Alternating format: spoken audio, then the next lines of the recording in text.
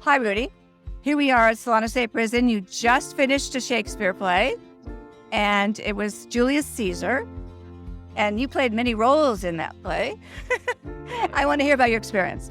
This is my second year. We did have a program here called POS, which is Performances at Solano, where a lot of guys write their own plays, and Marin Shakespeare would come in and help us put them on. That's where I began to heal for myself. This program has allowed me to connect the dots for a painful, traumatic past where the only way I viewed relationships was through drugs.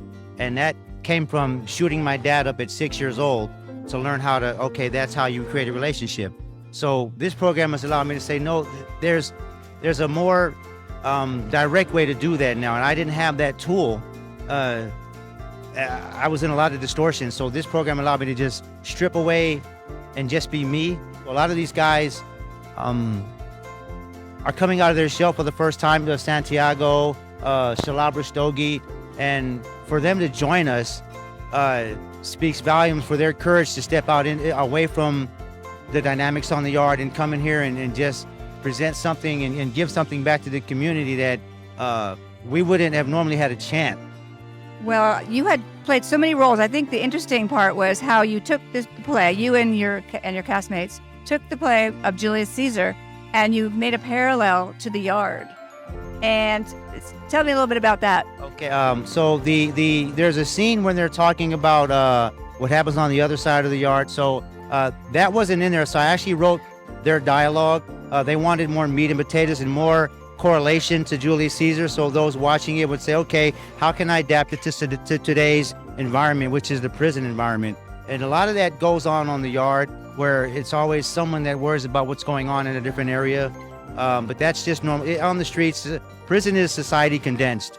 So in here, they don't think that, all they see is a lot of negative on the news, but there's a lot of positive that goes on. And that when we cross lines and are able to meet each other, see each other as humans instead of just an enemy, creative things happen. But for us who have to stay here and pretty much live out our lives, we have two choices. One, continue to maintain a negative mindset, continue to live how we want to live, or change for the sake of changing. And a lot of the guys who've been in Shakespeare have gotten out have not come back. The recidivism rate, I think, is below 1%. I am a returned citizen, which means that I just came out of prison a little over 3 months ago. I first met Leslie and was introduced to the Marin Shakespeare Company in 2014. They brought their wonderful Shakespeare program, Shakespeare for Social Justice program, to the prison I was in. When they said we were actually putting on a play, I was terrified. And I wanted to quit because I had never done anything like that before. And I was convinced to stick around by Leslie and a couple of the other teaching artists. And I stuck it out, and things really started to click with me during the rehearsal, watching everybody, not necessarily act, which they did do, but just interact with each other, watching grown men that we wouldn't necessarily have interacted with on a regular basis find this common ground in putting together a production for Shakespeare, and also like just learning about it ourselves. And we found this common ground, and I've made a couple of lifelong friendships through the program and through just being willing to be vulnerable.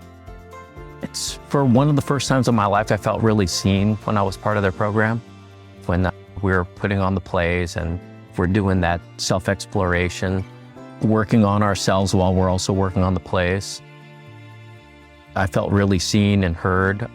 It's true that I always tell people, especially when we're talking about the arts, and if they give me a compliment, I tell them I've had the best teachers in the world. And when I say that, I mean it. Haven't only taught me about Shakespeare, they've taught me about life and just connecting with other people. And it's been an amazing experience, and just one I hope to continue in the future. So like, especially theater, I wasn't exposed to it growing up. And not necessarily just fear of being on stage, although there was that, It was just the circles I was running in. It wasn't socially acceptable to be in theater, be in the arts. And this took me years to realize, but most of my decisions, all of my unhealthy decisions for sure, were formed by the idea of, is this going to get me accepted or rejected by my peer group? And theater, the arts, it just wasn't acceptable when I was growing up.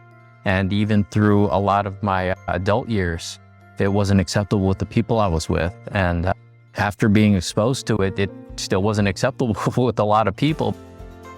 I came to the crossroads where I had to decide, is this the life I want to live? And are these the people I really want to be around if they can't accept me for something that I've come to love doing?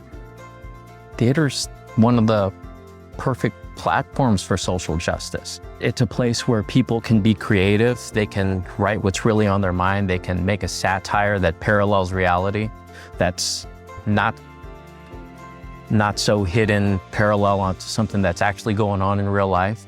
And what I love about theater is it's so accessible. We started a theater company in prison, and we wrote about just things that we deal with on the daily basis. We wrote plays about prison. We wrote about loss, love. There's just so many places you can go with theater, and you can do it on a very limited budget, which I really like. You just need the space and people willing to put their time in to do it. Social justice is